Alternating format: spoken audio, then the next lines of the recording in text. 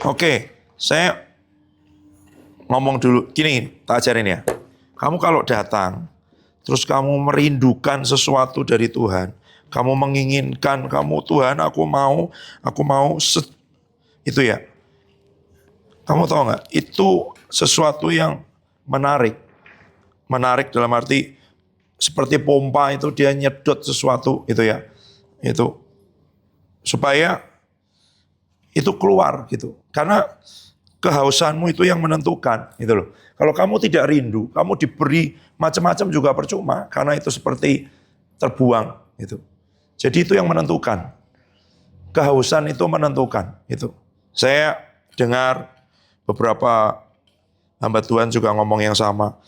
Ada kerinduan besar di hatinya mau ngomong banyak hal, tapi waktu datang ke tempat itu nggak bisa. Ngomongnya cuma itu aja. Kenapa? Karena nggak ada kehausannya, nggak ada kerinduannya. Mereka cuman ya bisanya dikasih itu, gitu loh. Itu yang menentukan. Makanya biasanya saya kalau datang ke tempat-tempat baru, saya berdoa, saya ajari gini, coba Bapak Ibu tolong berdoa dong. Minta kehausan, kelaparan lebih lagi. Karena kalau orang itu menyampaikan pesan Tuhan, itu ya, bukan karena dia persiapan dengan hermeneutik, dengan homiletik, gitu-gitu. Itu yang keluar akan tergantung kepada kehausan yang mendengar. Gitu. Karena dia penyampai pesan Tuhan. Kalau orangnya tidak menginginkan, buat apa melempar mutiara kepada babi? Itu kata firman. Gitu loh. Berarti yang nggak kepengen babi. Iya, kata firman. Mana saya merenungkan itu? Babi. Gitu. Buat apa dikasih mutiara? Itu loh. Jadi jangan pikir, oh ini orang diurapi gini-gini. Saya sudah lihat bagaimana terjadi di Golden Time. Hamba-hamba Tuhan itu datang. Dia bisa ada banyak hal yang dia tadinya tidak pernah ceritakan di tempat lain, tidak pernah bagikan. Dia bisa bagikan di situ. Bahkan ada sesuatu yang sudah 17 tahun Tuhan ajari dan tidak boleh dibagikan. Itu bisa dibagikan di situ. Gitu loh. Jadi apa itu yang menentukan? Kehausan dan kerinduanmu. Kamu akan mendapat sejauh itu. Gitu. Jadi ini tidak sepenuhnya tergantung kepada yang berbicara. Gitu loh. Kalau yang berbicara itu salurannya Tuhan. Dia akan menyalurkan sejauh kamu menginginkan. Gitu. Kamu punya daya tarik, daya sedot seberapa untuk menginginkan firman, menginginkan Tuhan, menginginkan yang ilahi, menginginkan yang surgawi di hidupmu. Itu yang akan menentukan ini akan keluar seberapa. Kecuali dia hanya khotbah loh ya. Kalau orang itu hanya khotbah dari pikirannya, nah itu nggak ngefek. Dia nggak paham. Dia bukan membagikan apa yang dari Tuhan. Dia bukan salurannya Tuhan. Kenapa? Mumpung ingat, nanti Oce tolong beli isinya ini. Isinya refill yang biru ini sudah habis. Ya. Sumbernya itu di mana? Di roh. Kalau orang menyampaikan sesuatu cuma dari jiwanya, dari pikirannya, dari perasaannya, dari keinginannya, ya sudah. Gitu. Tapi kalau dari roh ini cuma saluran, gitu loh. Begitu kamu menginginkan kedalaman memanggil kepada kedalaman. Rohmu akan menyaut bersautan dengan roh orang ini. Orang itu bisa terasa ada yang haus dan lapar di sini nih, itu menginginkan, gitu ya. Itu akan mempengaruhi. Makanya kalau di Golden Time, saya akan ada di situ terus, duduk di belakang. Terutama, ya saya tahu, sesi ministry, pelayanan olahraga, ya lain lah itu ya. Tapi ada orang-orang dengan karunia-karunia, pengurapan-pengurapan, saya akan duduk di situ, saya akan menginginkan, sehingga itu keluar sangat banyak. Ada yang menarik di roh mereka. Orang itu terasa, ada yang menginginkan nggak di tempat itu. Gitu. Kalau nggak ada yang menginginkan, ya udah keluarnya biasa-biasa aja, gitu loh. Kecuali dia cuma ngomong dari jiwa, gitu. Kalau dia cuma ngomong dari pikirannya sendiri, dari persiapannya, dari lihat buku tafsir, dari lihat itu, ya malah dia semangat banget, dia pikir wah semua, dia nggak ngerti ini apa yang di sini. Kamu harus kenal ini apa yang di roh, gitu. Itu terasa sekali ngomong. Ini ada yang menginginkan nggak? Tiba-tiba keluar, gitu. Ya, keluar firman gitu loh. Saya nggak usah khotbah, ngomong aja berdua, itu bisa ngerti, bisa terasa, nggak usah saya rasa-rasa, itu keluar nggak sesuatu dari ini, yang dari roh. Kalau enggak, ya berarti orang itu belum di roh, rohnya belum terbuka, masih belum mengingini yang dari Tuhan. Gitu. Punya kerinduan nggak untuk ngomong untuk membagikan punya. Tapi kalau dibagikan seperti mutiara dilempar kepada babi. Itu loh. Itu kalau hal yang dari roh, gitu loh. Hal yang dari Tuhan, itu. Tuhan ingin membagikan. Ada orang-orang yang Tuhan pakai jadi saluran dan kamu juga harus menginginkan, gitu. Kalau enggak, ya udah, enggak nyampe, enggak bisa keluar, gitu. Saya bisa ngomong kok 3 jam, 5 jam juga pernah. Gitu. Dengan satu kakak saya bilang, udah malam kamu istirahat, nanya lagi. Itu kalau nanyanya dari pikiran, nggak akan keluar apa-apa juga. Ya. Saya kalau ngobrol dengan Pak Yosili, kami datang ke rumahnya jam 10 pagi. Saya udah bilang yang terakhir itu, karena beliau sedang kurang sehat, istrinya juga kurang sehat. Pak, nanti sampai jam 3 aja kami pulang, Bapak istirahat. Oh, nggak boleh, harus sampai makan malam. Setelah makan malam, ya. Pokoknya makan malam. Nah, makan siangnya baru jam 2. Jam 6 masih kenyang. Jam 7, setengah 8 baru makan malam. Jam 4 sore tadinya sebelum makan malam sudah berdoa dulu. Supaya nanti setelah makan malam langsung pulang. Setelah makan malam, masuk dulu, berdoa lagi. Sampai jam 10, setengah 11. Itu aja yang mau ngantar kami pulang bilang, wah Pak, saya berharap kayak kemarin-kemarin tuh sampai jam 2 pagi. Kenapa begitu? Karena roh bersautan dengan roh. Ada sesuatu yang sangat banyak yang kamu, tapi kalau kamu nggak tertarik tuh, satu hamba Tuhan yang lain. Ya. Kami waktu bertemu dengan beliau, ngobrol, setelah 3 jam, saya tanya, apakah masih punya waktu, masih diberi waktu untuk bicara, tanya lagi. Oh masih, bisa. Saya tanya lagi, 1 jam, jadi total 4 jam. Dan kami ketemu dengan satu orang, anak rohaninya, yang sudah 25 tahun lebih dimuridkan oleh beliau. Dan bilang, itu nggak lazim sih Pak. Pemimpin saya biasanya ketemu orang itu maksimal 30 menit. Itu nggak lazim. 4 jam. Biasanya orang 30 menit. Gitu loh. Kamu menginginkan nggak? Kalau kamu menginginkan, itu seperti kamu punya pompa itu loh. Jadi kamu sedot terus. Dan kamu punya wadah. Wadahmu seberapa? Ya kan? Wadahmu cangkir, saya sering bilang. Gelas, botol seperti punya saya 2 liter, galon 19 liter, ya kan? Tandon air yang kayak di belakang itu sekarang yang biru, berapa itu? 18.000 liter. Tandon yang di antara asrama itu yang, wow, itu berapa ribu itu? Satu tegel aja itu sekitar 4.000 liter, cuman segitu loh. Kali berapa tegel? 10, 4 lebih itu. Gitu. Atau kamu punya bendungan. Gitu. Saya ngomong begini karena kalau Tuhan buka matamu, coba tanya, Tuhan, orang ini kok ngomong wadahnya dia seberapa sih? Minta dibuka sama Tuhan. Ya saya berani ngomong begini karena ada orang menunjukkan pada saya, wadahmu seberapa. Gitu. Kalau wadah saya seember, ya saya nggak ngantangin kamu supaya wadahmu diperbesar. Gitu. Tapi kalau kamu mau mengaliri satu kota, nggak mungkin kamu cukup kolam renang. Itu minimal bendungan. Ya kan? Bendungan itu kan pasti di satu kota. Kalau ada yang lebih kecil itu namanya embung. Nah itu biasanya desa, kampung gitu. Itu. Tapi kalau kamu jatahnya kota dengan itu, pasti bendungan. Itu. Minimal. Karena itu menampung yang dari Tuhan dan membagikan. Gitu loh. Itu menentukan yang dari roh ini loh. Apa yang kamu punya? Sekarang kamu menginginkan. Nah saya mau ngomong dulu dari yang ini. Itu. Dari pembunuh raksasa ini. Ya kan? Coba buka sekarang. 2 Samuel 21 ayat 15-22. Nah kalau kamu tidak punya firman dalam dirimu. Pembunuh raksasa apa ya dengan itu. Ini tidak ada di dalam persiapan. Gitu ya. Tapi persiapanmu itu. Saya lupa siapa yang ditanya. Charles Finney atau ini loh. Lupa aku. Pokoknya antara Charles Finney atau ini. Aduh, siapa lagi yang pengkhotbah itu yang revival di Amerika yang waktu itu juga dia nggak lulus sekolah, yang bacanya pasti salah-salah, saya pernah ngomong kan. Dia jadi kalau baca ini ada baca Alkitab, waktu dia khotbah ada ayat, ada kata-kata yang dia nggak tahu, dia lompati. Karena dia dulu sekolahnya nggak lulus SD kayaknya dengan itu. Jadi kosakatanya nggak banyak gitu loh.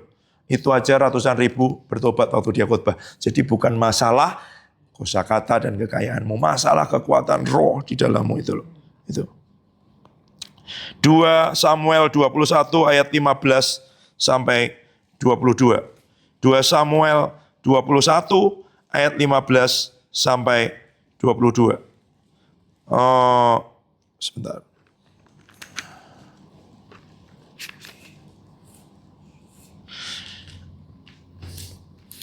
Ya, hamba Tuhan ini ditanya setelah dia berkhotbah, ada orang tanya, wow, kamu menyampaikan pesan yang luar biasa. Boleh saya tahu berapa lama kamu persiapan untuk khotbah ini? Oke? Kamu mau tahu? Ya, seumur hidup. Jadi bukan persiapan mau khotbah di Jawa minggu depan terus kamu persiapan, lihat konkordansi, lihat tafsir, lihat bahasa aslinya, bagaimana cara menafsirkannya. Seumur hidupmu bergaul dengan firman itu persiapan. Makanya Paulus ngomong dengan Timotius, siap sedia memberitakan firman baik atau tidak baik waktunya. Yang keluar dari mulutmu ada firman karena di dalammu ada firman. Jadi akan keluar firman terus. Kamu ketemu sama Evi, baru di pintu aja udah keluar firman. Gitu. Air putih waktu itu nggak keluar 3 tahun. Snack nggak pernah keluar. Gitu. Pujian tidak pernah keluar, tapi firman keluar terus. Gitu. Nah sekarang macam-macam. Ada roti, ada apa, tanyain mau makan apa. Setiap kali aku masih berdoa, Tuhan ini ujian apa bukan, ya kan? Itu. Kalau Nabi yang nawari itu belum tentu. Itu. Oke. 2 Samuel 21 ayat 15 sampai 22. Baca bergantian. Perempuan ayat ganjil, laki-laki ayat genap karena panjang. Yuk, perempuan dulu. 2, 3.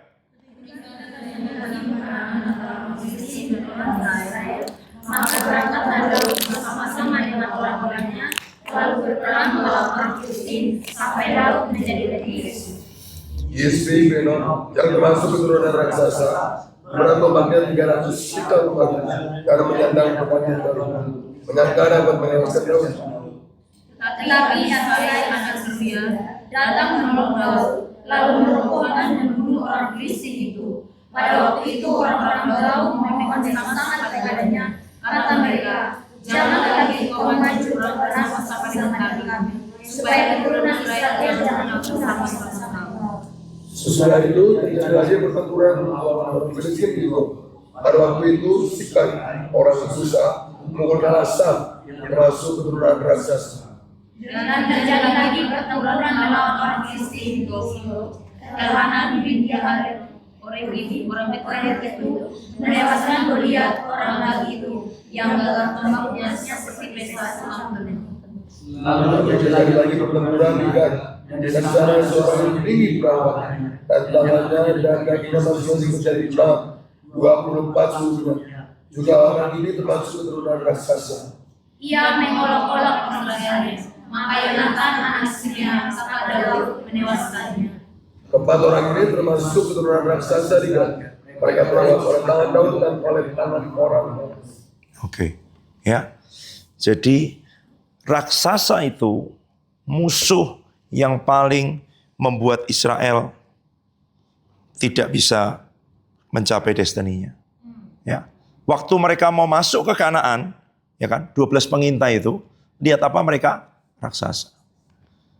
Padahal mereka sudah lihat hasilnya loh, Kanaan itu, ya kan? Buah-buahannya sampai dipikul 2 orang. Loh, kan lucu, kamu lihat kalau anggur sekarang itu, buah anggur, masa dipikul 2 orang sih? Ditenteng juga bisa, kan aneh banget gitu. Kamu belanja ke pasar terus buahnya kamu pikul begitu. Itu kalau pisang besar-besar berapa tandan itu. Berarti hasil panennya itu besar-besar banget yang di Kanaan. Dia sudah lihat ini janji Tuhan. Betul yang Tuhan janjikan ini tanah yang subur, berlimpah susu dan madu. Betul janji Tuhan itu. Cuman waktu kamu semakin dekat dengan janji Tuhan, ada raksasa di situ. Itu loh masalahnya.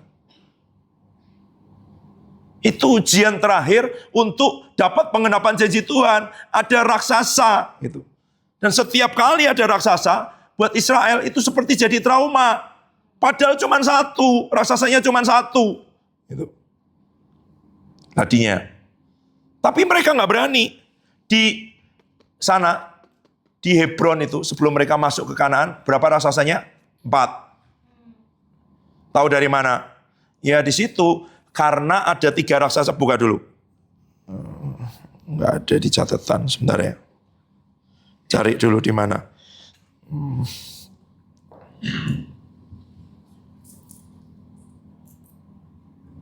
Kiryat Arba, sebentar.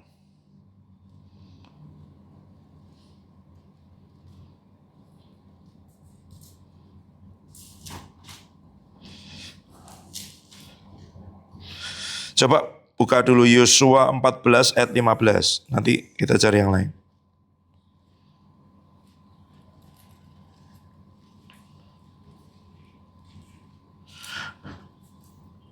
Ini dulu.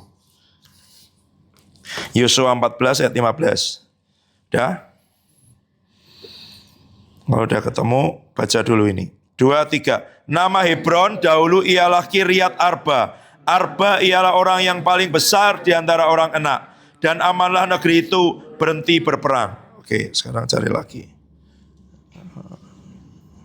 Coba tolong dicarikan.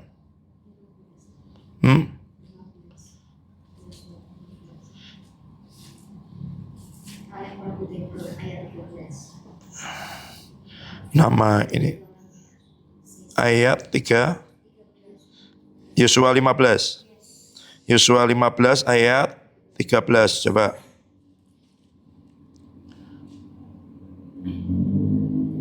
Ya. Tetapi kepada Kaleb bin Yefune diberikan Yosua sebagian di tengah-tengah Bani Yehuda itu, yakni Kiryat Arba, seperti yang dititahkan Tuhan kepadanya. Arba ialah bapak Enak, itulah Hebron. Dan Kaleb menghalau dari sana ketiga orang Enak, yakni Sesai, Ahiman, dan Talmai, anak-anak Enak. Ya. Jadi Kiryat Arba itu artinya house of the four, rumah dari 4. Tapi yang ada sebenarnya Sesai, Ahiman, Talmai. Gitu. Nanti di bagian lain itu paralelnya di mana ya? Oke, itu dulu. Jadi yang paling besar itu Enak. Arba, ya kan? Itu yang paling besar. Bapaknya. Ada anaknya. Bapaknya gede, anaknya gede. Raksasa dong. 3. 4 itu lihat raksasa. Makanya 12 pengintai itu sekalipun mereka lihat tanah Kanaan dengan semua janji persis seperti yang Tuhan katakan. Tapi begitu lihat raksasa, lihat dirinya seperti apa? Belalang. Oh, kami tidak bisa, mereka terlalu besar dengan itu semua. Itu loh. Ini yang terjadi. Itu. Dan raksasa itu ya. Itu yang lain lah nanti. Tapi kembali ke tadi. Waktu Daud berhadapan dengan Goliat. Waktu Daud menghadapi Goliat. Itu. Sama dengan ketika Yosua dan Kaleb menghadapi Goliat. Apa? Daud berkata, siapa orang Filistin tidak bersunat ini? Ya, ini bukan masalah sudah sunat atau belum, bukan. Karena sunat itu meterai perjanjian Tuhan dengan orang Israel. Gitu loh. Nanti di perjanjian baru kita akan tahu, Paulus ngomong, bukan masalah sunat atau tidak sunat, tapi karena Abraham percaya kepada Tuhan, maka itu dimeteraikan dengan sunat, tanda bahwa kami ini punya perjanjian dengan Tuhan. Itu sebabnya orang Israel ketika mereka keluar dari Mesir, generasi kedua, yang generasi pertama kan mati itu, sisa Kaleb sama Yosua. Yang lain nanti baru disunat dulu, karena belum punya perjanjian. Gitu. Kalau kamu belum punya perjanjian, ya kan? Ya dong. Orang kalau dapat beasiswa, dia buat perjanjian kan, tanda tangan. Saya dulu waktu terima beasiswa 1,2 miliar. Tanda tangan perjanjian. Bahwa kalau tidak bisa menyelesaikan studinya, akan mengembalikan semua biaya ini. Itu perjanjian. Tapi mereka akan bersedia memberikan uang itu. Gitu. Tanda tangan dulu. Gitu. Nah, perjanjian Tuhan dengan Israel, apa? Sunat.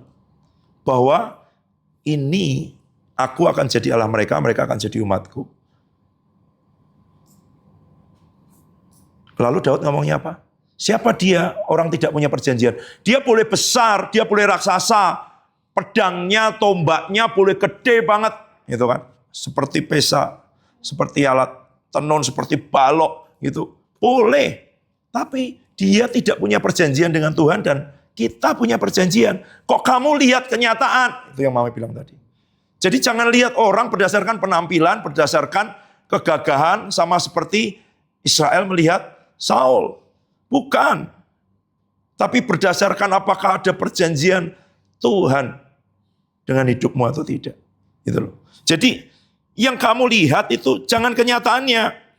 Musuhnya boleh sebesar apapun, tapi dia bilang apa? Punya perjanjian enggak? Dan hal yang sama yang dilakukan oleh Kaleb dan Yosua. Gitu. Nah, saya sedang merenungkan ini Kaleb dan Yosua ini.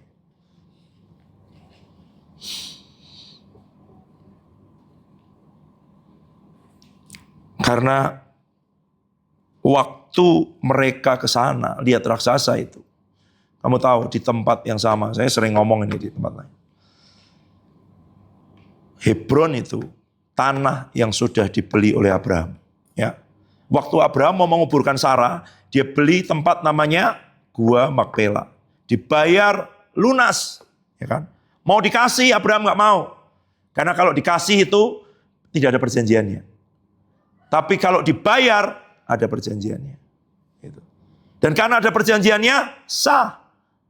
Dan itu yang dilakukan oleh Kaleb dan Yosua waktu mereka lihat raksasa. Memang kamu ada di situ. Tapi ini sudah dibayar sama Abraham. Gitu loh. Sah ini milik kami. Meskipun kamu tinggal di situ. Makanya tempat itu namanya apa? Hebron. Hebron itu tempat mengikat perjanjian. Padahal namanya dikasih nama sama mereka apa? Kiryat Arba. House of the Four. Rumah dari 4 raksasa. Mereka bilang ini rumah raksasa. Kenapa yang lain takut? Karena mereka lihat ini rumah raksasa. Tapi Kaleb dan Yosua ingat dengan perjanjian itu. Ini tempat mengikat perjanjian. Sama yang dilakukan sama Daud. Kalau nggak ada perjanjian, dasarnya apa? Dasarnya Tuhan sudah berjanji. Dan kepada kita diberikan perjanjian yang baru. Yang jauh lebih kuat daripada perjanjian yang ada sebelumnya. Karena sebelumnya dibayar dengan darah binatang. Tapi ini dengan darah Tuhan Yesus. Gitu loh. Apa sunat di dalam perjanjian baru? Penanggalan tubuh dosa, yaitu baptisan. Baptisanmu itu perjanjian dengan Tuhan. Bahwa apa? Bahwa saya sudah dibayar. Bahwa darah Tuhan Yesus sudah membayar hidup saya. Bahwa dia mati buat saya. Apalagi yang disayangkannya. Makanya ngomongnya apa? Kalau begitu, siapakah lawan kita? Tidak ada. Gitu loh. Gitu loh. Kalau waktu masih berdosa saja dia sudah mati buat kita, apalagi setelah kita dibenarkan, apalagi yang disayangkannya. Kalau anaknya saja diberikan, apalagi yang ditahan-tahan. Gitu. Ya kan? Siapa? Tidak ada. Siapa yang bisa memisahkan kita dari kasih Tuhan? Itu kata Paulus. Penderitaankah, kelaparankah, kesesakankah, aniaya? Tidak ada. Itu. Perjanjian yang lebih kuat diberikan kepada kita. Gitu loh. Tahu nggak kita bahwa hidup kita dasarnya perjanjian, gitu loh. Jadi kalau kita, Tuhan ngomong tadi, meletakkan ini, tuh menyerahkan hidup semuanya, itu bukan karena kita memberi kepada Tuhan, itu memang haknya dia. Wong sudah dibayar kok, gitu loh. Perjanjian itu memberikan hak penuh kepada Tuhan. Cuman dia nunggu kita menyerahkan itu kepada Tuhan, gitu loh. Nah, Kiryat Arba, ya kan, sama seperti Daud tadi.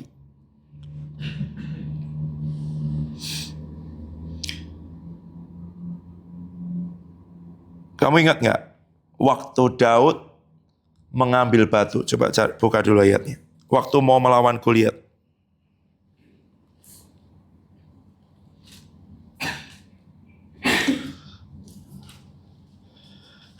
Satu Samuel 17.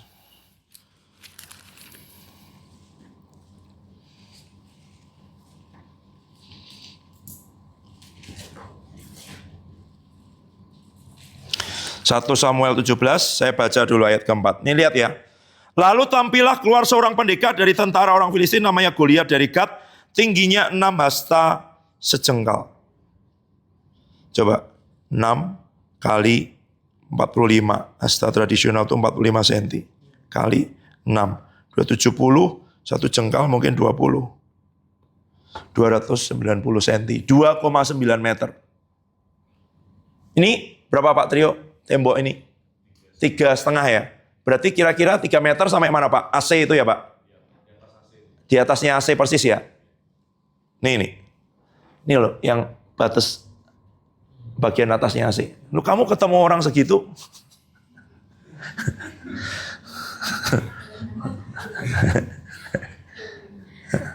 Iya kan?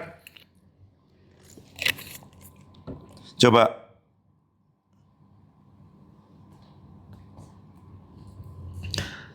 Ketopong tembaga di kepala, pakai baju sirah bersisik, berat baju sirah 5.000 sikal tembaga. Coba dihitung nanti, berapa 1 sikal tembaga. Pakai penutup kaki dari tembaga, di bahunya memanggul lembing tembaga. Gagang tombaknya seperti pesa tukang tenun, dan mata tombaknya 600 sikal besi. Dan seorang pembawa perisai berjalan di depannya. Ini raksasa, ada di depan mata nyata. Itu bukan halusinasi, dan dia nantang. Coba kamu keluar dong, ngatur barisan perang. Aku orang Filistin, kamu hamba Saul. Pilih aja 1 orang, nggak usah perang. Itu. Tapi nggak ada. Ayat 11. Ketika Saul dan segenap orang Israel mendengar perkataan orang Filistin, maka cemaslah hati mereka dan sangat ketakutan. Karena lihat kenyataan, lihat di depan mata, itu loh. Nanti kita bicara tentang Daud. Tidak punya pengalaman perang. Ya kan? Biasa mengembalakan domba ayahnya. Saya nggak akan bicara sisi yang itu. Lanjut.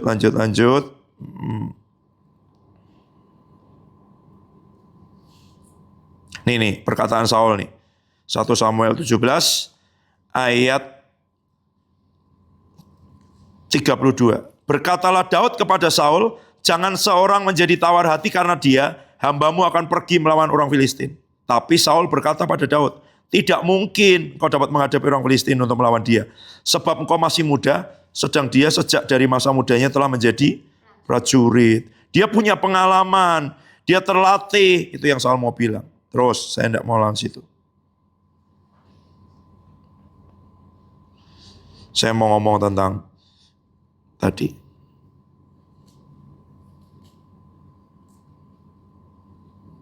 Ayat 40.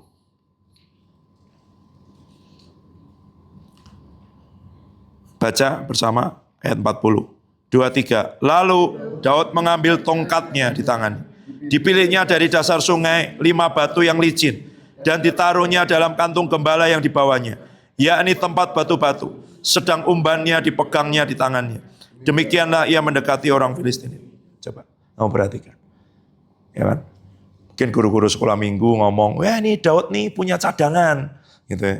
Jadi batunya ambil 5. Kalau sampai meleset masih ada 4. Gitu. Kenapa Daud ngambil batu 5? Karena dia tahu raksasanya tidak hanya 1. Raksasanya itu 5. Nanti yang 4 dibunuh oleh anak buahnya. Bukan anak buahnya sebenarnya. Di tangan orang-orangnya. Saya baca terjemahan lain.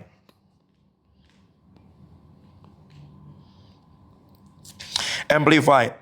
These 4 were descended from the giant in Gad, and they fell by the hands of David and his servants. Dan hamba-hambanya. Gitu. Orang-orang yang bersama dengan Daud. Jadi waktu Daud ngambil batu 5 itu, dia tahu raksasa itu sekarang baru 1 buat Goliat. Masih ada 4 lagi nih yang harus dibunuh. Dan itu tidak dibunuh oleh Daud, dibunuh oleh orang-orang yang bersama dengan Daud. Makanya kalau kamu mau jadi pembunuh raksasa, ya kamu harus bergaul dengan pembunuh raksasa. Dengan orang-orang yang mengikuti apa yang jadi kehendak Tuhan, yang sempurna di hidupnya. Gitu loh. Nah, kapan hari ada orang bilang gini, oh, Pak, saya mau merintis gini-gini. Oh iya, saya minta dimentori oleh orang itu. Loh, orang itu merintis saja nggak pernah kok mentori orang mau merintis. Gitu. Ya saya diam aja. Akhirnya setelah jadi direncanakan nggak jadi, tidak sanggup. Karena merintis itu ada biayanya, ada harganya, ada waktunya, ada pengorbanannya. Lah wong minta dimentori kok sama orang yang tidak pernah merintis dan tidak berhasil merintis. Gitu loh. Kamu mau pelayanan narkoba, bergaul tuh sama Pak Andi Prawira. 5 tahun hidup dengan 17 pecandu narkoba di dalam rumah yang sama. Gitu loh. Kamu mau membesarkan anak-anak yang bisa menyembah dan itu semua. Bergaul sama Mami Aning, sama Pak Edi. Itu. Yang sudah belasan tahun hidup dengan itu. Gitu. Kau mau menggumuli orang sakit dengan ini semua. Bergaul dengan Pak Yohanes Lili. Ada orang-orang yang Tuhan beri pelepasan, kesembuhan, peperangan rohani. Ada orang yang sudah naik ke sekian gunung-gunung di Indonesia berdoa untuk peperangan rohani. Bergaul sama dia kalau panggilanmu peperangan rohani. Itu. Jangan sembarang aja kamu dengar yang asik-asik di YouTube, short-short, 3 menit dengan itu. Buat apa? Sampah ya. Bergaul itu menyediakan waktu khusus, berjam-jam. Gitu loh. Kamu dengarkan, kamu kulik, kamu pelajari hidupnya. Kenapa bisa begitu? Gitu loh. Saya bergaul tidak secara langsung dengan orang yang namanya Petrus Agung Purnomo lewat khotbah-khotbahnya. Berapa tahun? Ya terus menerus pagi siang malam itu 5 tahun. Tapi sampai sekarang saya masih dengarkan. Gitu loh. Bukan cuman, oh ya sesekali, kalau ingat, kalau ini nggak ada. Gitu. Apalagi orang-orang yang kamu nggak kenal, kamu nggak tahu siapa dia, kamu cuman denger aja sembarang di YouTube dengan itu semua. Enggak, itu nggak bergaul. Bergaul itu intensif, terus menerus. Gitu loh.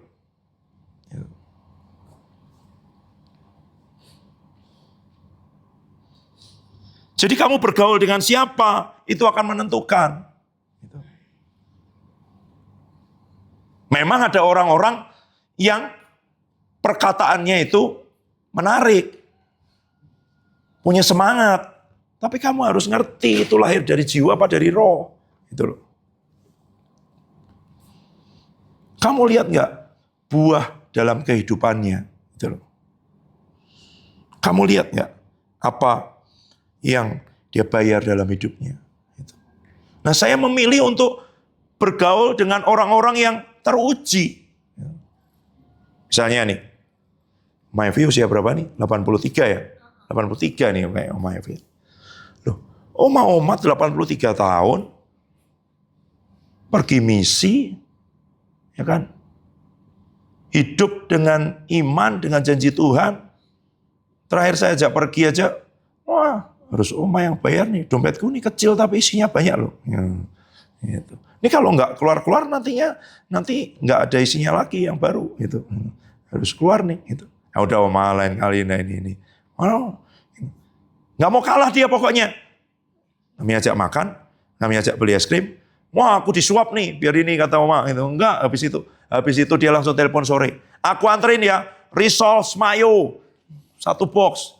Roti, kamu mau berapa? Ini roti gandum itu semua. Oh, gimana? Itu loh. Pembunuh raksasa itu loh. Oma-oma umur 83 tinggal di lereng Merbabu masih bisa hidup. Mobilnya isinya Pertamax. Meskipun ternyata dioplos. Penjahat memang itu orang-orang. Ya. Loh iya dia bilang mobil oma tidak bisa diisi Pertalite. Pertamax loh. Sekali ngisi 500.000. Oma-oma. Menurut orang dia pengangguran. Tapi dia itu duta besar kerajaan surga di lereng Gunung Merbabu. Enak aja kamu. Dia ngomong gini, kalau Tuhan ngasih mobilnya, ya dia ngasih uangnya lah buat beli bensinnya. Gak bisa diisi Pertalite, ya uangnya buat beli Pertamax ada. Oma. Mau tak anterin? Oma, udahlah tak anterin aja ngambil roti tadi bilang gitu. Jangan. Karena kalau gini, sudah janjian sama sopirku. Sopirku kalau begini dia dapat tambahan uang. Padahal kan dia bisa hemat, gak usah bayar sopirnya. Luar biasa nggak? Oma umur 83 tahun. Bersaksi. Kapan hari aku tergerak untuk beliin anakku. Ini peralatan dapur yang baru semuanya gitu. Ya sekitar 20 juta. Ada uang ya udah. Oma berdoa. Enggak. Itu ada uang ya sudah tak kasih. Masuk. Malah 25 juta yang masuk. Enak banget kan? Itu loh pembunuh raksasa. Kamu juga cuma bergaul dengan orang yang ngomongnya aja keren. Tapi kalau kamu ngerti di roh, ini ngerti waktu dia ngomong ada bobotnya nggak? Gitu. Ada kualitas di rohnya ini loh, pembunuh raksasa itu loh. Dia menang atas kenyataan hidup, itu pembunuh raksasa. Gitu. Raksasa itu kan kenyataan dilihat sampai mata kan. Gede banget nih. Berapa nih kemarin? 24 juta. Yang busanya ini aja loh. Yang kita beli, ini 10 juta, 8 juta sedang dipesan. Jadi udah 18 juta, kurang 6 juta. Pada waktu pertama, 24 juta ini. Dari mana lagi? Gitu. Emang kalau harganya 2,5 juta ada duitnya? Nggak ada juga. Gitu loh. Itu loh, yang gede di depan mata. Itu kenyataan, itu raksasa. Tapi kamu harus menang berdasarkan perjanjian. Perjanjiannya apa? Tuhan yang nyuruh kok. Di sini kok. Gitu loh. Gitu. Tuhan yang nyuruh, dia bertanggung jawab. Gitu. Itu loh. Jadi gimana caranya? Ya bergaul dengan pembunuh raksasa, dengan orang yang sudah menang atas kenyataan-kenyataan hidupnya. Ya dong. Kenyataan apa? Keuangan. Kenyataan apa? Masa lalu. Kenyataan apa? Intimidasi. Kenyataan apa? Keterbatasan. Oh my Evi. Nggak lulus SD loh.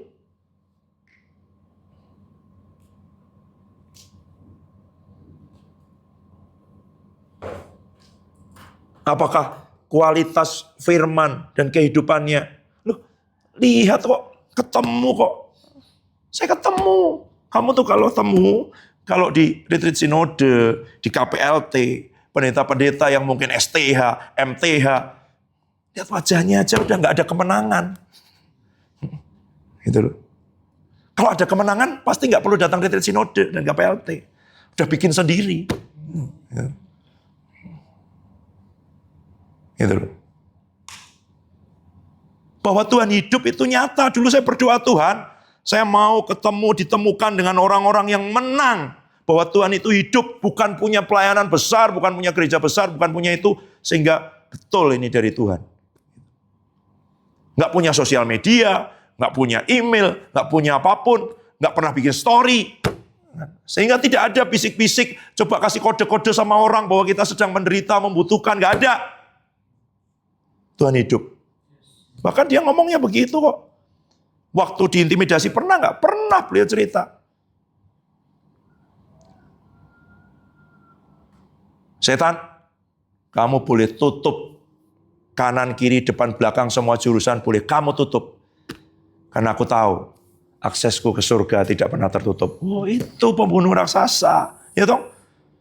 Yang di depan mata, yang di ini kan yang kelihatan. Tapi yang tidak kelihatan itu jauh lebih besar daripada yang kelihatan. Itu yang diomongin sama Elisa kan kepada bujangnya. Waktu dia ketakutan, Tuanku kita dikepung, pasukan musuh sangat banyak. Nabi kenapa dia tenang? Oh dia sudah lihat. Tuhan buka matanya. Oh ternyata pasukan surga itu lebih banyak ya, pasukan berapi sekeliling kita. Iya makanya Nabi itu tenang aja. Orang sudah lihat rencana Tuhan, ngerti janji Tuhan, ya tenang aja. Nih, kamu lihat prediksi-prediksi ekonomi semuanya bilang, wah, pasti akan buruk. Iya, kami sudah dengar juga nubuatan-nubuatan janji Tuhan. Ini kan belum terjadi. 2019 saja, sebelum pandemi itu di awal. Kakak masih ada yang ingat. 2020. Ada 2 hamba Tuhan yang berbeda. Nabi sudah dapat 6 bulan sebelumnya dan berapa bulan sebelumnya. Akan ada penyakit baru menular lewat udara. Seperti flu, nanti jadi global. Dan terjadi. Sebelum itu terjadi. Dan Tuhan ngomong dengan kami, ini waktunya mempersiapkan diri karena gelombang akan datang. Disuruh mulai berdoa, mulai berdoa, mulai berdoa. Masa-masa pandemi adalah masa-masa persiapan. Kita tidak lihat kenyataan. Lihat janji Tuhan bahwa ini masa persiapan. Yang diberikan, yang dikasih tahu waktu itu, jaga aja daya tahan tubuh. Makanya waktu itu diberi madu. Semua ketawa, saya masih ingat bagi madu itu Januari 2020 karena pemerintah baru menyatakan pandemi Maret 2020. Tapi kalau kamu bergaul dengan Tuhan, tidak ada rahasia, diberitahu, gitu loh. Nggak kaget. Gitu. Sebelum pemerintah mengumumkan kita tahu bahwa ini akan terjadi, gitu loh. Ya mungkin tidak kita sendiri, tapi kalau kita bergaul dengan pembunuh-pembunuh raksasa, orang-orang yang menang atas kenyataan begitu. Itu loh. Ya kan? Nah ini masalahnya kamu bergaul dengan siapa? Gitu. Nah yang khusus seperti yang saya bilang tadi. Gitu. Ini kalau ngomong begini tuh harusnya yang ngomongin orang lain baru kamu percaya. Gitu. Saya nggak tahu Pak Yan Silik sudah cerita belum kalau di SPS dengan itu. Itu. Di SPS terakhir waktu pengurapan dia ngomong begini. Saya ngomong karena kamu anak. Seharusnya. Gitu ya. Ya kan saya nggak mungkin ngomong begini dengan orang lain. Orang akan salah mengerti. Beliau bilang, kamu kalau ketemu orang kaya nih, ini beliau ngomong nih sama peserta pengurapan. Ya kan? Tapi dia pakai celana pendek, pakai kaos, tinggalnya di kampung.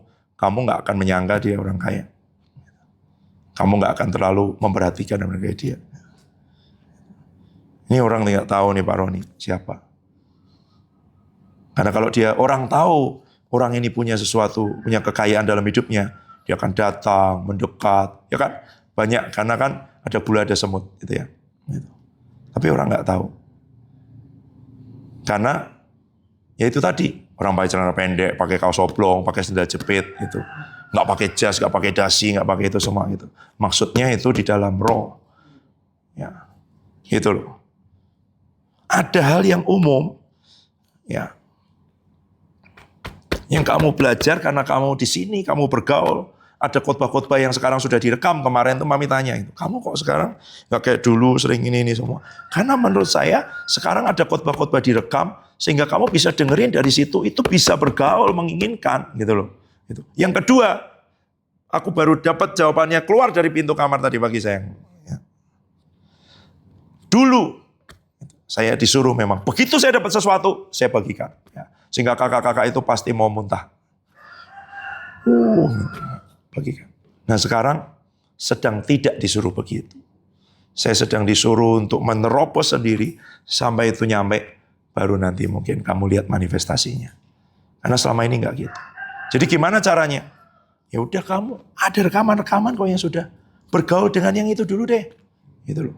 Sehingga kalau kamu ketemu, Papi, aku tanyanya jangan yang pernah saya khotbahin. Tanyanya kamu gali dari yang pernah saya ngomong. Gitu. Kalau kamu belum paham, tanya sama kakak kamu. Kamu sampai dapat satu tertentu sehingga ketika kamu tanya sama aku sekali ngomong bisa langsung 1 jam. Itu berarti wadahmu ada, kehausanmu ada. Tanya nih kayaknya cari perhatian aja nih. Gitu. Ya itu nggak jawab aku juga. Tak jawab paling juga sepatah 2 patah kata. Karena pada dasarnya saya bukan orang senang ngomong. Gitu. Tapi kalau kamu bisa menarik sesuatu yang di roh, itu akan keluar. Keluar, nggak bisa berhenti. Gitu loh.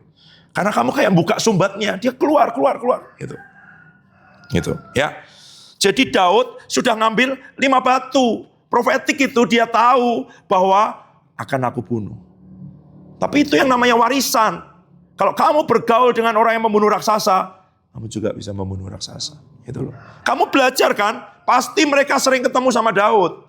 Sering ngomong-ngomong, tanya, kok dulu kamu gitu, kamu takut nggak? Enggak. Daud ngomong apa? Orang itu tidak punya perjanjian, aku punya perjanjian. Yang kedua, Daud punya pengalaman dengan Tuhan, ya kan?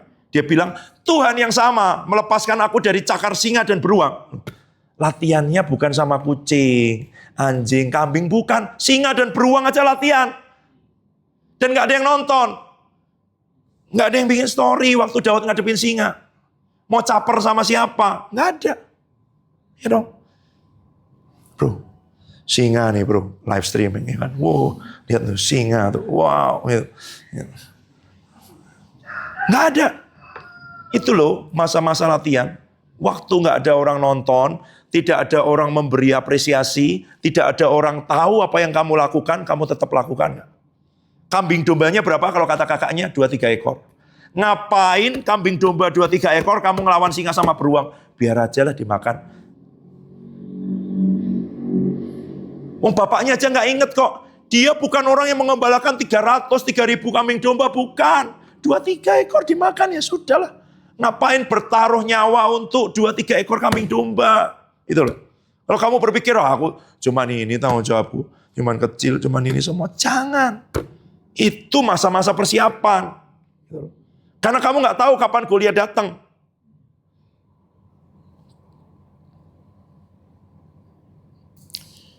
Tuhan yang sama menolongmu di masa persiapanmu, Tuhan yang sama juga akan menolongmu di masa peperanganmu. Itu loh.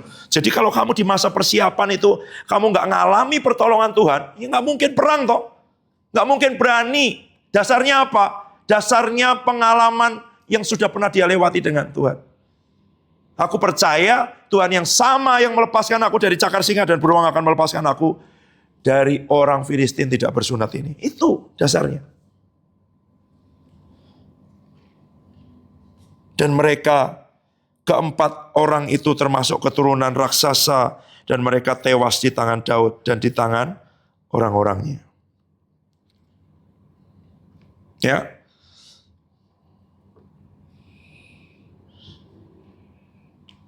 Bergaul, belajar dong. Yang umum dulu. Kamu kalau belajar, itu ya. Yang saya bagikan itu dasar-dasar. Nanti kamu Tuhan bawa ke area mana?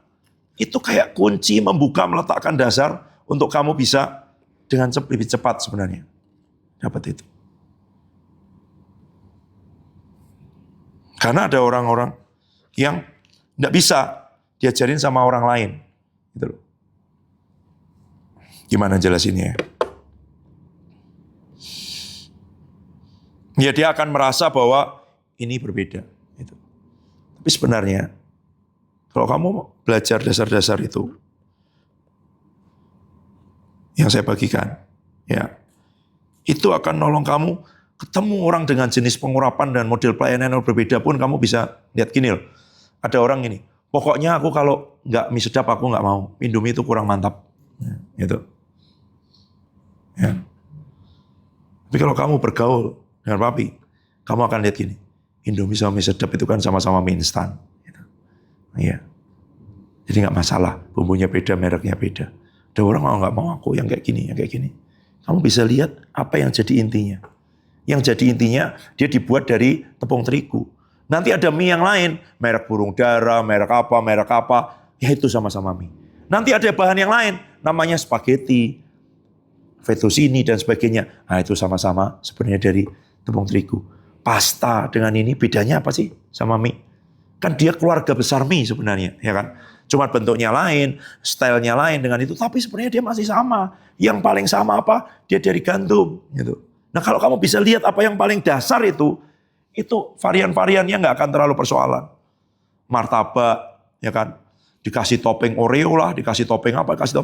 Yang penting itu martabak. Gitu loh. Ada orang pokoknya dia bukan. Gitu. Kalau sampai nggak keju, nggak coklat, nggak kacang, dia bukan. Gitu. Ya gitu. Ya gitu loh. Nah ini dasar. Nah yang dasar, waktunya, ya sekarang kamu yang harus ngejar, cari mengingini. Sehingga ketika nanti ada kesempatan untuk ngomong, saya juga nggak punya kesempatan ngomong langsung dengan Pak Petrus Agung. Punya sih.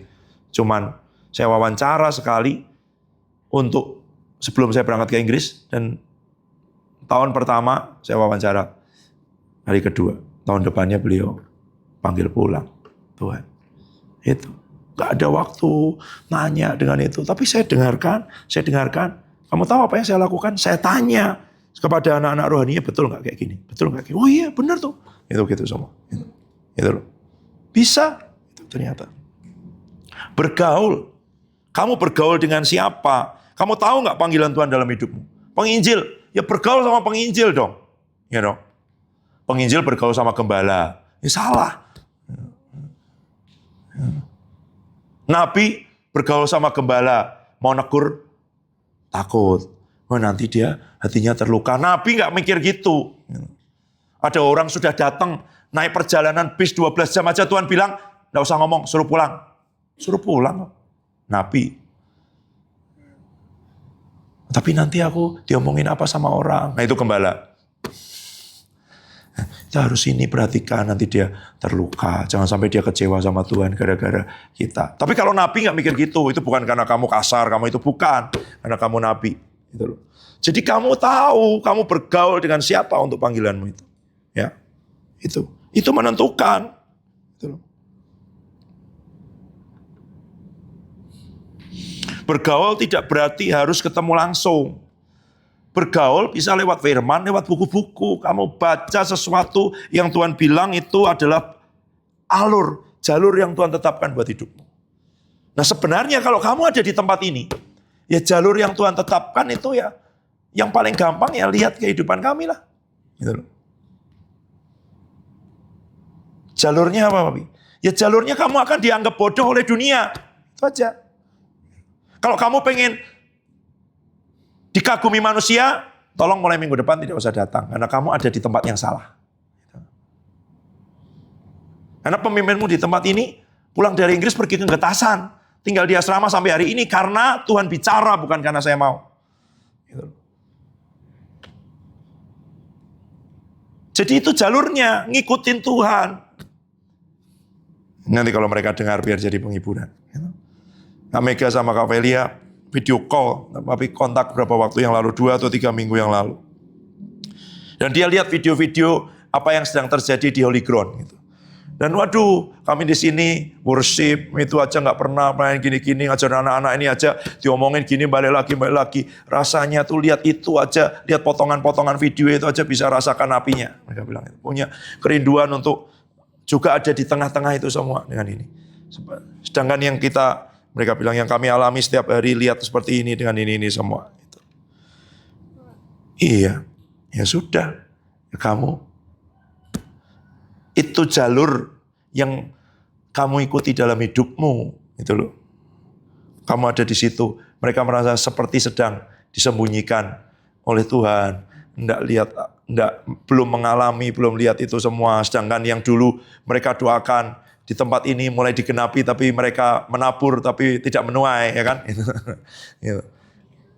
Hah? Dan yang mereka doakan di kampus. Iya, dan yang mereka doakan di kampus juga itu. Tapi ya itu bagiannya. Kenapa? Loh bapaknya aja diomongin sama orang, kamu perintis. Kalau tempat yang sudah kamu layani itu jadi besar dan bagus, Tuhan akan suruh kamu pindah ke tempat lain. Loh, tapi di hatiku ada gini, oh iya ya, nanti kemuliaan. Ya kemuliaan ya buat orang lain ya nggak apa-apa, yang penting Tuhan tahu. Gitu. Kak Debbie kalau masih ingat, waktu Kak Tirsa berdoa itu, apa yang ditawarkan Tuhan? Kak Tirsa bilang gini, Pak, saya lihat ada jubah kain warna coklat. Tapi itu Tuhan tidak paksa, Tuhan tawarkan. Tapi kalau Bapak ambil itu, tidak ada akan orang ingat apa yang sudah kamu kerjakan selama ini. Gitu. Kamu ambil enggak? Gitu. Itu loh. Nah kamu ada di jalur itu. Jadi kalau orang, begini, orang enggak berterima kasih, nah itu udah benar. Kalau sedikit-sedikit kamu dapat pujian, dapat itu, mungkin kamu di jalur yang salah. Gitu loh. Ini jalurnya kayak gitu. Gitu loh. Jalur apa? Ya mengikuti Tuhan. Lewat jalan yang turun. Gitu. Tenang aja. Kalau sudah turun sampai pol, tidak ada pilihan lain kecuali naik. Gitu loh. Tapi turun dulu. Biar aja sampai mentok. Jangan naik-naik sendiri. Terus gitu. Turun.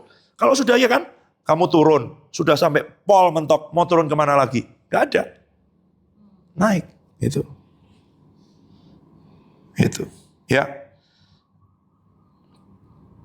Oke. Jadi bergaul ya, belajar ya. Menurut saya coba kamu dengarkan deh. Buat yang selain yang di Oikos, minta sama Kak Debbie yang link yang khotbah-khotbah di tempat lain dengan itu semua. Itu mulai dari itulah. Gitu. Kalau kamu memang menginginkan loh ya, belajar, mewarisi, mau tangkap sesuatu dengan itu. Harus itu caranya. Gitu loh. Kamu harus bergaul dengan itu. Nah sebenarnya ini lebih lagi kalau mau dilanjutin. Sama seperti Elia dengan Elisa. Apa sih reputasi Elisa? Orang yang sama, ini tadi ya, hamba-hambanya kan melayani ya. Tapi bukan. Di sini ada Elisa bin Safat yang dulu menuangkan air ke tangan Elia.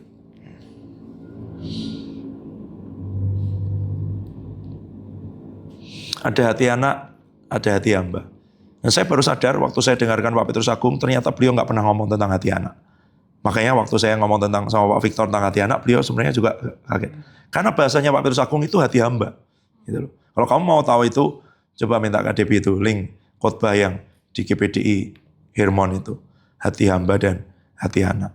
Hati hamba itu dasarnya hati anak. Kamu aman jadi anak, sehingga ketika kamu disuruh jadi hamba, kamu tidak itu pakai itu sebagai pembuktian diri. Gitu. Ya, saya nggak ngulangi itu. Jadi hamba itu adalah anak yang dewasa, anak yang bisa dipercayai, anak yang melayani, anak yang sudah dididik, bukan anak-anak gampang. Itu hati hamba. Jadi banyak orang hati hamba, tapi sebenarnya hati budak. Gitu loh. Dia belum merdeka, dia belum aman, dia masih cari validasi, dia pikir itu hati hamba. Bukan. Itu masih pembuktian diri. Hati hamba itu aman, ngerti, merdeka, dia anak. Itu ya. Itu. Tidak ada hubungannya langsung, tapi saya baca sini. Roma pasal 8.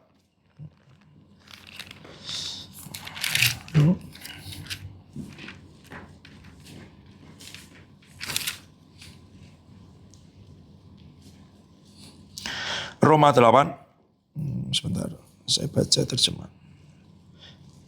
Ayat 14.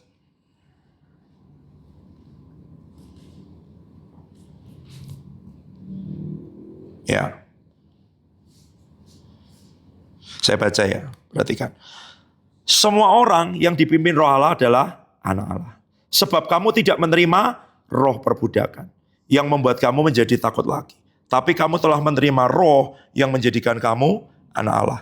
Oleh roh itu kita berseru, ya Aba, ya Bapa. Roh itu bersaksi bersama roh kita bahwa kita adalah anak-anak Allah. Jika kita adalah anak, maka kita juga adalah ahli waris. Maksudnya orang-orang yang berhak menerima janji-janji Allah. Yang akan menerimanya bersama dengan Kristus, yaitu jika kita menderita bersama dengan Dia.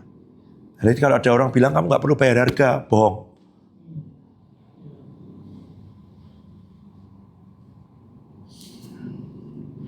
Harga untuk keselamatan tidak perlu kamu bayar, sudah dibayar Tuhan Yesus. Harga untuk kemuliaan, supaya kita juga dipermuliakan bersama dengan Dia, harus dibayar. Menderitanya bukan cari penderitaan sendiri, itu salah. Saya bukan memilih tinggal di asrama kok. Kalau saya memilih itu supaya saya kelihatan rendah hati, kelihatan itu. Enggak. Tuhan bilang kamu tinggal di situ. Itu harga dari ketaatan sebenarnya. Harga yang kamu bayar itu bukan cari penderitaan, cari kesulitan. Kalau bisa tidur di kasur, terus kamu pilih tidur di tikar, itu bodoh. Tapi kalau adanya tikar, kamu cari kasur. Nah itu salah. Itu loh. Itu harga dari ketaatan terhadap kehendak Tuhan. Bukan cari penderitaan-penderitaan. Gitu.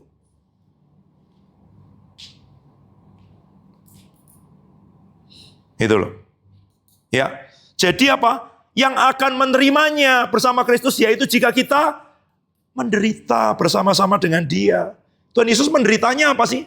Karena Dia mengikuti kehendak Allah, bergumul. Karena punya keinginan sendiri kan. Padahal kehendaknya Tuhan Yesus bukan kehendak yang berdosa loh. Kehendaknya itu bukan kehendak berdosa, tapi tetap itu tidak sinkron sama kehendak Allah. Bayangin. Apalagi kehendak kita yang berdosa. Loh, kehendaknya Dia itu bukan kehendak yang berdosa. Karena dagingnya serupa dengan daging yang dikuasai dosa, tapi tidak berdosa. Itu aja tidak sama dengan kehendak Allah kok. Apalagi kehendak kita. Gitu loh. Jadi kita tidak disuruh menderita, tidak disuruh sulit, tidak disuruh ngikutin kehendak Tuhan. Karena ngikutin kehendak Tuhan itu orang pemalu bisa jadi disuruh bicara di depan banyak orang. Itu ngikutin kehendak Tuhan. Ngikutin kehendak Tuhan itu orang yang sangat cekatan, yang sangat terampil, yang sangat itu disuruh diam dan jadi pendoa syafaat. Amin, amin. Oh. Tapi tidak pakai cara dan kekuatan sendiri. Nah saya baru ngerti sekarang gini. Nanti lain. Mungkin saya nunggu sebenarnya. Tuhan kapan boleh ngomong hal ini ya. Mungkin setelah Paskah. Orang yang sudah melewati proses dengan Tuhan ini. Masih bisa dia. Tapi dia sudah tidak berani pakai itu. Misalnya nih. Kan Dimas nggak usah dimotivasi, nggak usah kasih semangat. Bahkan harus dilarang untuk dia pergi menginjil. Ya kan? Dia harus dilarang. Gitu.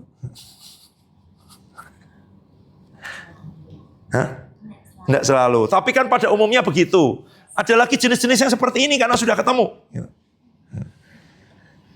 Nah itu loh contohnya. Sampai dia nanti tidak berani, bahkan dia tahu kalau aku ngomong begini bisa begini. Tidak berani dia ngomong kalau Roh Kudus. Itu karena kemampuannya sudah ditundukkan. Itu loh. Dia sudah belajar taat. Apakah memberitakan Injil salah? Enggak, wong disuruh memberitakan Injil. Pergi, jalan. Ya memang dia itu. Kalau disuruh, diam kan sakit semua badannya. Tapi kalau mau belajar ngikutin Tuhan, enggak begitu caranya.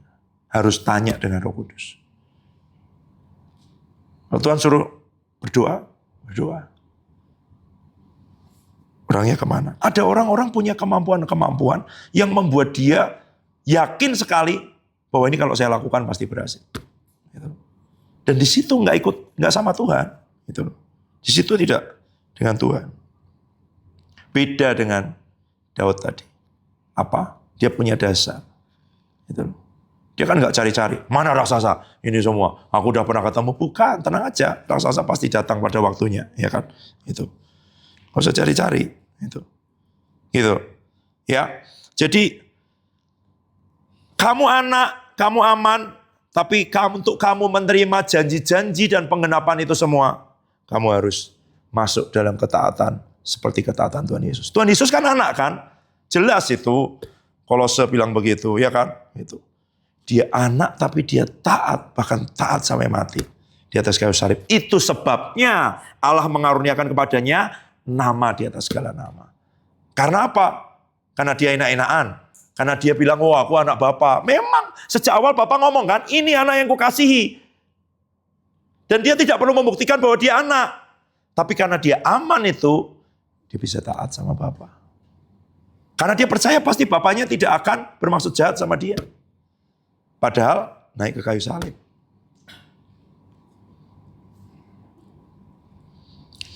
Apakah karena Bapa pengen dia menderita? Bukan. Karena Bapa kepengen supaya dia jadi yang sulung dari antara saudara-saudaranya, dari antara ciptaannya. Karena tadinya dia anak tunggal Bapa. Yang tunggal kalau ditaburkan, kalau taat ngikuti kehendak Bapa, dia akan jadi yang sulung. Akan ada adik-adiknya, akan ada yang lain yang dilahirkan dari hidupnya. Tapi kalau dia cuman itu aja, ya sulung terus. Nggak pernah ada yang lahir dari hidupnya. Satu terus.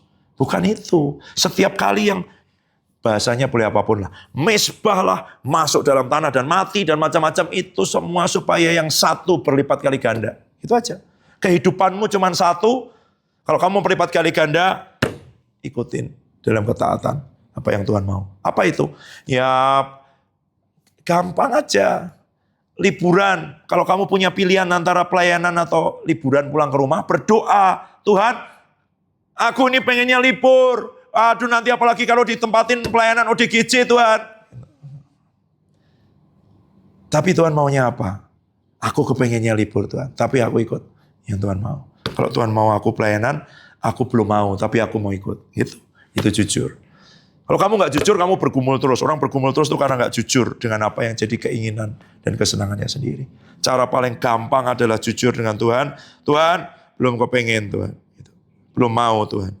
Masih kepengen ini Tuhan. Tapi aku mau belajar ikut yang Kau mau. Sebab kita akan menerimanya bersama dengan Kristus. Yaitu jika kita, ini nggak perlu ditafsir. Jika kita menderita bersama-sama dengan Dia. Mari kita berdoa.